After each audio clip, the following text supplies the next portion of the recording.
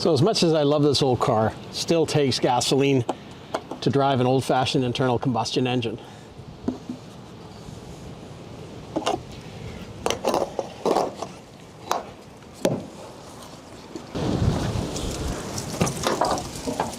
Still uses lubricants that come from hydrocarbon resources.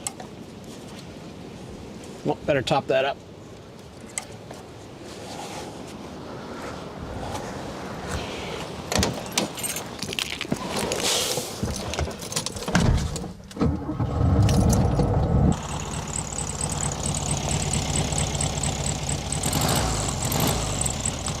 And an internal combustion engine with almost no emission controls in 1968. And that means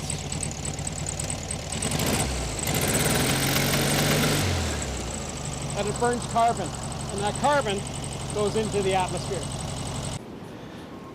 Modern vehicles have been designed with emission control systems, namely to cut down on sulfur dioxide, ozone, carbon monoxide. Most of them, however, at the end of the day, still emit carbon dioxide. Although recent developments in emission controls can reduce that 75 to 90%.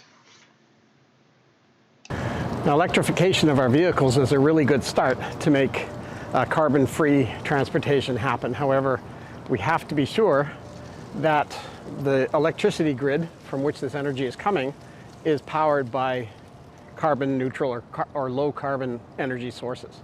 If we continue to produce this electricity through the burning of coal, for example, we haven't done ourselves a really big favor in going out and buying electric cars. So here behind me is a Kingston heating plant. This is an oil burning facility that burns oil to generate steam and then sends it out in pipes under the city of Kingston to heat the university, the hospitals, and many of our downtown buildings. Fairly old and outdated technology, bunker oil, burning oil to produce steam to produce heat. Here are the fuel storage tanks that are filled up with heating oil, burnt, and then sent up the stack. Here's the actual boiler room next to the smokestack where the oil is burned to produce steam. Similar facilities in Ontario burn oil to produce steam to turn a turbine to generate electricity. So behind me here is the Lennox generating station. This is an oil-fired generating station connected to the Ontario grid. So this makes up a small part of Ontario's power, but in other regions of Canada, oil and gas and even coal are a substantial portion of the generating capacity, electrical generating capacity. So, and in many countries, coal and oil are the only source of energy. So there's little gains, except for perhaps a little bit of pollution of other kinds in terms of carbon footprint converting to electricity.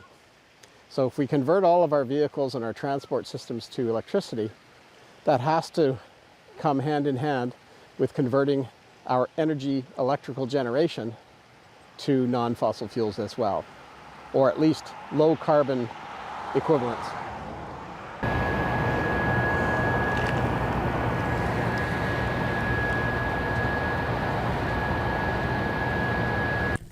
One alternative to fossil fuels is to generate electricity through nuclear power. Nuclear power generates 60 to 70% of Ontario's electricity. First up is Pickering, nuclear plant outside of Toronto, 3,000 megawatts, built in 1971, provides about 15% of Ontario's energy.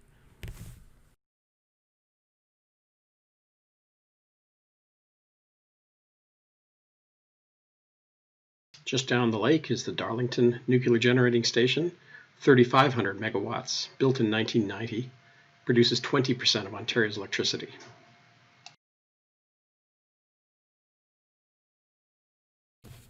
And finally, the Bruce Nuclear Generating Station at over 6,000 megawatts.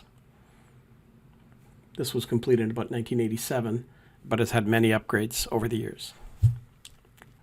This is one of the largest nuclear plants in the world.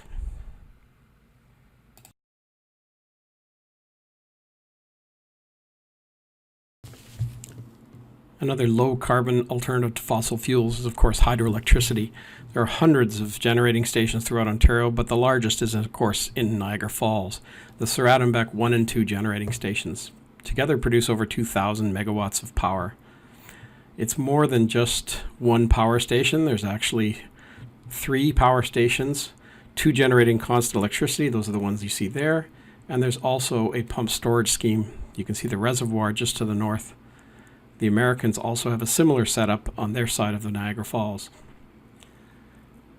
The main water supply for the Sir Adam Beck generating stations now comes from tunnels under the falls. There's the Niagara Falls itself. There are many power stations historically. You can see here,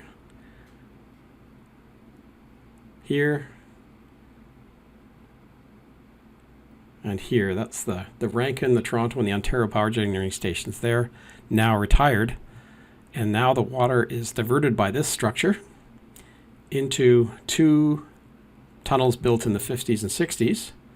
Here you see one gate, a second gate, water, and a third tunnel constructed just to the left of the control structure.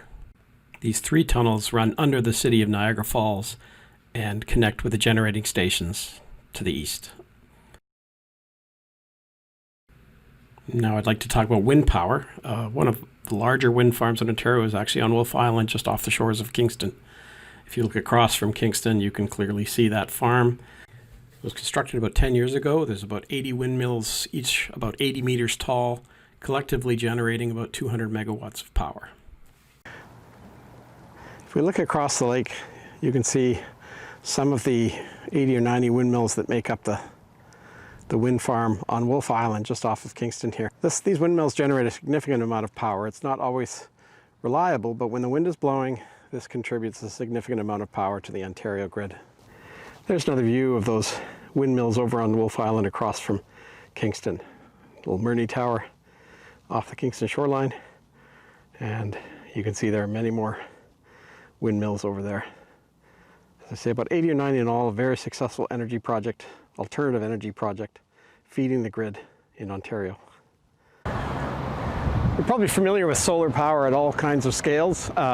This parking pay meter behind me, powered by solar power, just more of a convenience perhaps to avoid having to run wiring out to this location, but it's a good start. And you can see the solar cells powering that unit. If we look across the street, there's a demonstration array of solar panels on Goodwin Hall. Goodwin Hall is home to the mining engineering department as well as the School of Computing at Queen's. And these panels have been here for about 15 years, providing energy into the Queen's grid. At a much larger operational scale, we have many solar farms in the Kingston area. Here's a cluster on Unity Road, north of the town. These are medium-sized units with conventional passive solar panels. So you can see the large number of rows of these solar panels, and they're quite long, and they cover quite a bit of land. These are medium-sized solar farms in places like Chile and China and Australia. They can cover thousands of hectares.